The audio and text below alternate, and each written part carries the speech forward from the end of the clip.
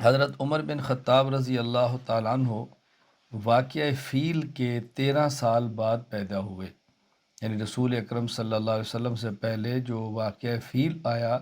جس میں ہاتھی والے کا ذکر ہے، قرآن کریم اس کا ذکر ہے کہ ابرہہ کو کس طرح برباد کیا گیا تھا، وہ مفصل واقعہ ہے۔ واقعہ فیل سے 13 سال قبل آپ پیدا ہوئے۔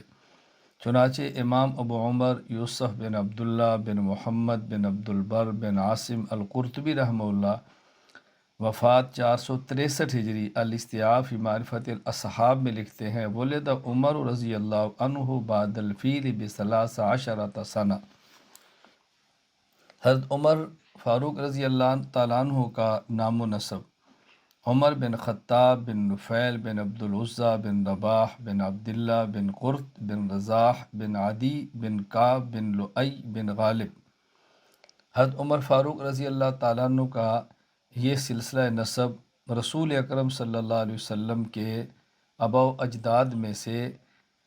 کعب بن لؤی پر جا کر نبی پاک صلی اللہ علیہ وسلم سے مل جاتا ہے۔ چنانچہ امام ابو القاسم اسماعیل بن محمد بن فضل بن علی القرشی الاصبہانی رحمہ اللہ